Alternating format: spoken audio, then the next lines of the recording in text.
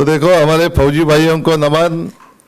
अभी हमारे जो फौजी साहब है समीर कुलकर्णी जी, लेफ्टिनेंट कर्नल है और बहुत नाम है उनका, और उनकी वाइफ भी है साथ में, वो भी सुप्रीम कोर्ट में एडवोकेट है। तो आप सबके लिए जो एक फौज का जो कुछ रहता है ना, तो उस जोश में आपका अभी स्पीच हो जाएगा उनका। मैं उनको रिक्वेस्ट कर रहा हूँ, आप प्लीज़ वेलकम। उनका परिचय देने का कोई जरूरत नहीं, वो इधर दिखता है ना सर, ये इधर ही दिखता है सब कुछ। Ladies and gentleman, good evening, नमस्कार, जय जय हिंद से हम शुरुआत करते हैं फौज के अंदर जब भी हम मिलते हैं, और ये टॉपिक भी अपना राष्ट्रभक्ति का है, तो मैं जय हिंद से ही शुरू करूंगा। सबसे पहले मेरे को जब अभी यहाँ बैठा हुआ था तो मुझे ये ध्यान आया कि एक बार मेरे को एक स्कूल के एनुअल फंक्शन में I was invited as the chief guest, और हमारे पड़ोस का बच्चा भी इसी स्कूल में पढ़ता था। So I went to him in the evening, ऐसे ही खेल रहे थे बच्चे, तो मैं गया, मैंने कहा बेटा एक चीज बताओ, कल तुम्हारे स्कूल में मुझे चीफ गेस्ट बुलाया है, क्या बोलूं? तो उसने बोला अंकल कुछ भी बोलना पर थोड़ा कम बोलना। So ladies and gentlemen, I'll try to keep my कारण ह्याला लेक्चर बोलणं सर तर मी एकदम खूप घाबरतो, पण थोडासा आता जर मी इकडे आलोच आहे, सर बोलत होते लोक कमी आहे, आमची ती चर्चा झाली होती, म्हटलं but that is the big challenge, because when I was doing my commandos, our commando instructor asked me one question, he said Sameer have you, आपने कोई ऐसा पंप देखा है दुनिया में जो रुके बगैर 10 साल तक पानी फेंक रहा है, 20 साल तक तेल फेंक रहा है, या उससे ज्यादा? तो हम सब ने बोला नहीं सर। तो उन्होंने बोला इंसान का ये जो दिल है छटाक भर का, 80 साल 90 साल तक बगैर रुके आपका खून पंप करता रहता है। कमांडो की असली ताकत यहाँ नहीं, यहाँ होती है। And when you have lost all the, when all the chips are down, जब सारी चीजें आपके अगेंस्ट में होती है, आपको ऐसे लगता है कि भाई चलो अभी दम टूट गया, 40 किलोमीटर का रूट मार्च, पीठ पे पिट्टू, कमर पे ये बॉटल वो कर रही है, राइफल हैंग कर रही है, बोले जब सबको ये लगता है अभी बैठ जाओ छोड़ दो, तब असली एक फौजी की शुरुआत होती है। So that is why when I saw here, तो मैं, and I would like to thank my wife because they say behind every successful man there is a woman. So मैंने बोला मेगा, यहाँ पे अभी सारे लोग, मेरे को लगता है कि सबसे पहले मुझे थैंक्स गिविंग ये करनी चाहिए कि इन श्रोताओं के अंदर इतना हौसला है कि ये अभी भी बैठे हुए यहाँ पे, बिकॉज जो मान्यवर यहाँ बैठे उनके पास तो चॉइस नहीं है, पर आपके पास भी तो चॉइस थी। बावजूद इसके यदि आप इतने हौसले और हिम्मत के साथ में बैठे हैं तो मुझे आपका शुक्रिया अदा करना चाहिए। हालांकि दैट रिमाइंड्स मी कि एक बार एक लेक्चर खत्म होने के बाद में जो वहाँ पे वक्ता थे, उन्होंने देखा सिर्फ एक व्यक्ति बैठा था, सारे उठ के चले गए, बोले भाई मुझे आपका धन्यवाद देना चाहिए कि आप यहाँ पे बैठे हुए हो, थैंक यू वेरी मच, पर आप वो मतलब कितना मजा आया आपको मेरे लेक्चर में। बोले सर रहने दीजिए, बोले नहीं बोल बेटे क्या बात है, ऐसा क्या तुमने सुना? बोले सर एक्चुअली ये जो माइक है और ये जो दरी है ना, ये मैंने किराए पे दिए हैं। सो आई एम वेरी श्योर कि आप में से कोई भी ऐसा यहाँ पे नहीं बैठा हुआ है। And now that we are here, I would like to share with you certain things, जैसे ये अपना टॉपिक है, आणि सिपाही या सैनिक, ये देश का संरक्षक, ये मेरे को टॉपिक दिया गया, तो मेरे को ये लगा कि this topic is something like ये सूरज, ये चांद, बोलने की कोई जरूरत ही नहीं है, you all understand, but I try to put it in different words. And इससे शुरू करने के लिए, बचपन में जब मैं 6ठी क्लास में था, मेरे पिताजी वो भी शिक्षक थे और हर चीज को वो कविताओं के रूप में मुझे इन्वॉल्व करके लिखा करते थे।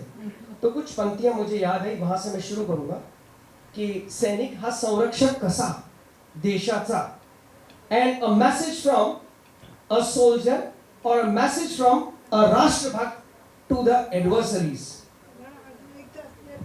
जी मैडम, अच्छा sorry, I am so sorry, no it's okay, let us speak please. मला एक्चुअली उजेडामध्ये I can't see your faces but my ears can hear everything, so that is why I thought कि आप मुझे कुछ बोल रहे हैं। मैडम 1 तास बोलेंगे पूर्ण, आपने बोला है ना अभी, तो मैं 1 तास तो बोलूंगा ही। Anyway, the lines of those poems are, but before I say those lines, I would like all of you to understand, be it external aggression, internal disorder, natural calamity, or a small prince stuck inside a tube well, or a footbridge fallen down at Bombay. जब सारे ऐसी बड़ी बड़ी चीजें इस देश में होती हैं और जब सब अपने हाथ खड़े कर देते हैं तो एक नाम पुकारा जाता है, बोले यार आर्मी को बुला लो, एंड जब आर्मी आती है तो सारी चीजें सही कर देती है. Everything is put right. And ladies and gentleman, मुझे इस बात का बहुत फक्र है, मुझे मला गर्व है या गोष्टीचा कि I was a part of that organisation for 25 years. 140 crore की आबादी चैन की नींद सोती है सिर्फ 14 लाख के भरोसे पे. 140 crores sleep peacefully because 14 lakh are spread all around this nation. चाहे आप सिक्किम या लेह और सियाचिन की बर्फीली वादियों को देख लीजिए, या आप राजस्थान की चिलचिलाती धूप को देख लीजिए, या अरुणाचल के जंगल देखिए, या साउथ के अंदर आप अपना सी कोस्ट देखिए 3,500 किलोमीटर्स का. Everything is guarded by the Indian Armed Forces, Army, Navy and Air Force. And in the words of Sir Mr. Nani Palkiwala, उन्होंने ये कहा था, what Indian Army is to the rest of the nation is quality versus quantity. और आपकी जानकारी के लिए मैं आपको ये बताना चाहूंगा कि नेशनल डिफेंस एकेडमी में 15 लाख बच्चे रिटन एग्जामिनेशन में बैठते हैं. उन 15 लाख में 300 सौभाग्यवान ऐसे सौभाग्यशाली बच्चे होते हैं जिनको जाके अटेंड करने का मौका मिलता है. And by the grace of God I was one of them.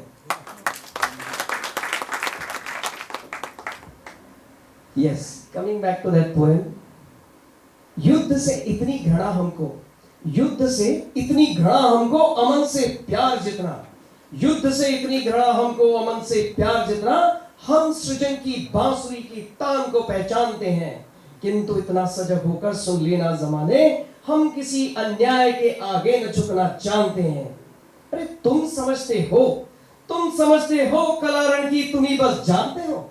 युद्ध का संदेश भारत के लिए कोई नई बात है तो बताएं हम तुम्हें, यह भ्रांति का पर्दा उतारो. अरे व्यूह का भेदन यहाँ पर गर्भ में सीखा गया है. आग से खेली जवानी, मौत से जूझा बुढ़ापा, दांत शेरों के यहाँ 100 बार बचपन गिन चुका है. हम गरजना ही नहीं केवल हम बरसना भी जानते हैं. हम गरजना ही नहीं केवल हम बरसना भी जानते हैं.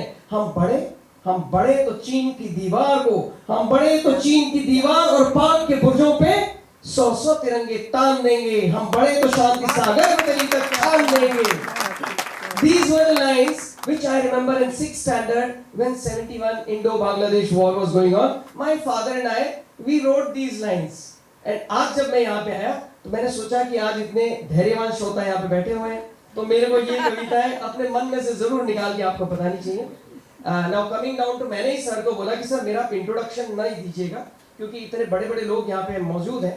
एंड बड़े का मतलब इज नॉट एज, बड़े का मतलब is not where you stand in the society monetarily, but ज्याला आपण म्हणतो की भगवान श्रीराम जेव्हा राम सेतू बांधत होते तर त्यांनी एका छोट्याशा खारूचा सुद्धा त्याच्यामध्ये वाटा होता. राईट. सो तसा एक खारूचा वाटा आहे समाजामध्ये आणि राष्ट्र निर्माणामध्ये आम्ही सैनिकांचाही असतो. आणि त्या अनुषंगाने मी फक्त एवढी माहिती देऊ इच्छित आहे की आज जास्त नाही तर जवळजवळ 1-2-2.5 लाख विद्यार्थ्यांच्या आयुष्याला आपण ज्याला इंग्लिश मध्ये म्हणतो टच करायचं सौभाग्य बोधे सरांना आणि आम्हाला प्राप्त झालेलं आहे. Because we were in NCC and now also it is being continued. And for your information I would like to share with you, when I was commanding NCC battalion, 2 आदिवासी बच्चे वहां के आज कैलिफोर्निया में हैं. एक लड़का मोमो बेचने वाला वहां पे आया. उस लड़के को फौज में भर्ती नहीं हो सकी because medically there was some problem, but today that boy, he is a professor in Toronto and he has done his postdoctoral research. These are some small stories which I am sharing with you. So somewhere जब अपन मानतो और जब बच्चे इतनी सफलता दिखाने लगते हैं तो मैं सबको बोलता हूँ कि मुझ में कोई ऐब नहीं है, मुझ में कोई बुराई नहीं है, सिर्फ एक बुराई है. और वो एक बुराई मेरी वजह से नहीं, वो एक बुराई मेरे इन विद्यार्थियों के इन बच्चों की वजह से कि मैं बहुत घमंडी हूँ. और मैं जहां भी जाता हूँ मैं बड़े डंके की चोट के साथ बोलता हूँ कि जिस पत्थर पे मैं हाथ लगाता हूँ वहां से एक छत्रपति और एक भवानी उठा के खड़ी करता हूं. क्योंकि ये कॉन्फिडेंस यदि एक फौजी के अंदर नहीं होगा तो केवल 10 बंदों को लेकर के 100 बंदों का सामना नहीं कर सकता है। और उसी कॉन्फिडेंस को जो मैंने फौज से सीखा वो मैं अभी बाहर लाके लेके आया हूँ और मुझे बड़ी खुशी होती है। आज वैसे छोटे छोटे विद्यार्थी तो यहाँ पे मेरे को दिखाई दिया, तो I was very happy, but it is okay, we will look for some other opportunity. और आज जो मेरा कार्य क्षेत्र है उसमें ऐसे ही छोटे छोटे बच्चों के साथ में मैं कार्य करता हूँ। मैं गाँव में भी जाता हूँ। एक जगह पे यदि एग्रीकल्चर युनिव्हर्सिटीचे गावातले मुलं आहेत त्यांना मी स्पोकन इंग्लिश किंवा कॉन्फिडन्स कसं बिल्ड करायचं ह्या गोष्टी शिकवतो, तर दुसरीकडे सिम्बायोसिस इंटरनॅशनल युनिव्हर्सिटीमध्ये 25-30 लाख रुपये देऊन येणारे मुलं जेव्हा ते जॉईन करतात तर पहिले 2 दिवस माझ्याजवळ दिले जातात SIBM मध्ये sir, and I take them out for 2 days. So what I'm trying to say is army has taught us lot of things, and when we talk of Rashtra Bhakti is not only fighting on the borders, I agree with you, but I think that is a supreme or a classic case of Rashtra Bhakti. In fact, I was explained to be by a small child, एक छोटे बच्चे ने मेरे को बताया और मेरी भी आंखें खुल गई। मैंने कहा वाह कितनी बढ़िया चीज है। बोले सर फौज को हम इतनी इज्जत क्यों देते हैं? मैंने बोला आप बताइए।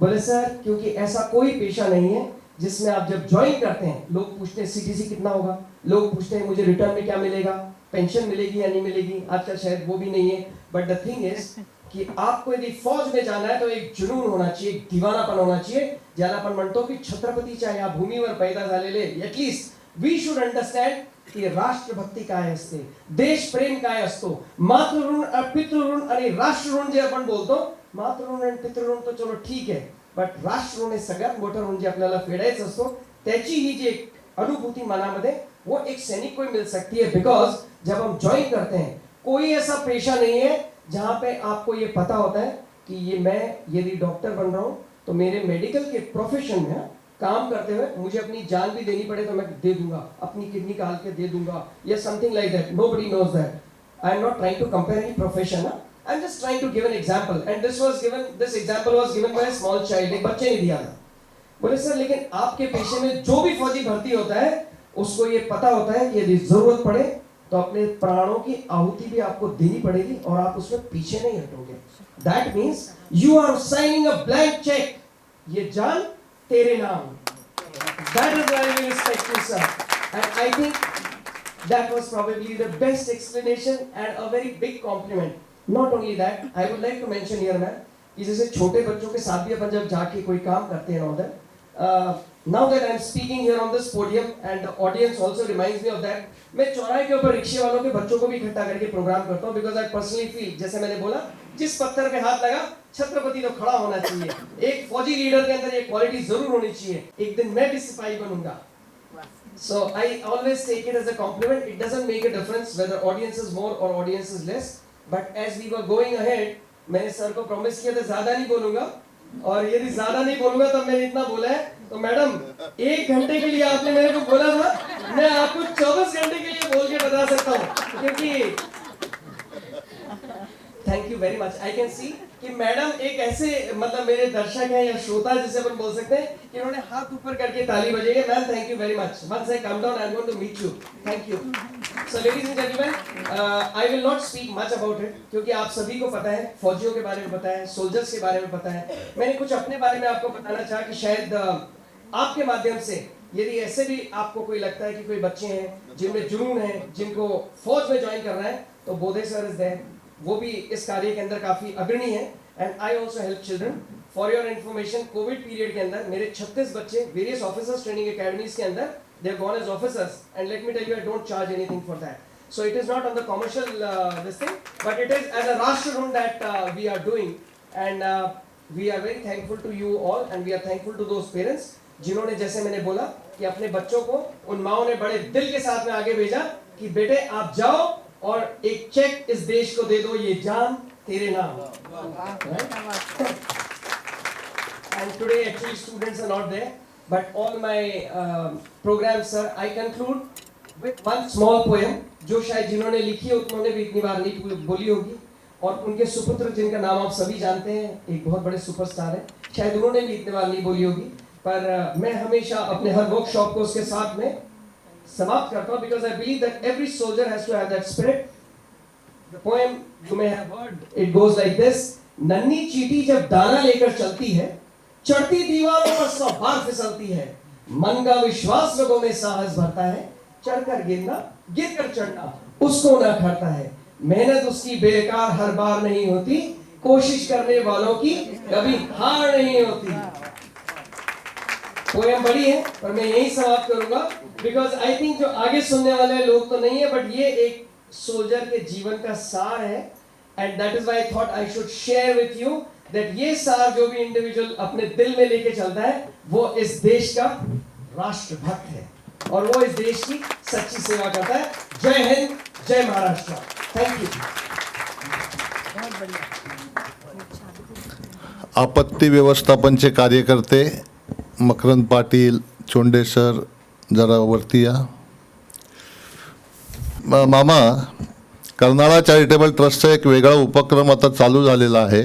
ही मंडळी वेल्हे भागामध्ये, आता ते गेले सकाळपासून 30 कार्यकर्ते इथे होते, तर ते वेल्हे भागामध्ये आपत्ती व्यवस्थापनाचं काम करतात, तर त्यांचा सत्कार आपण करूया.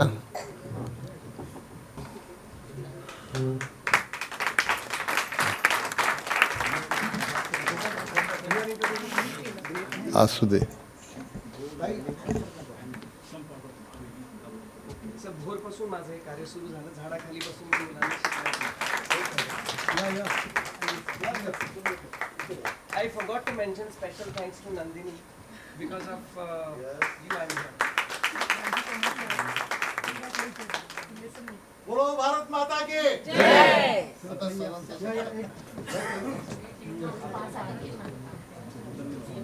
30 लोक होते सकाळपासून.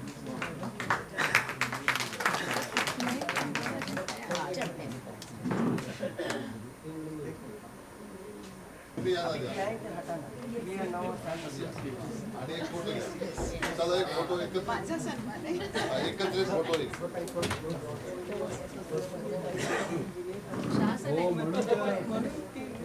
बघा, समोर बघा.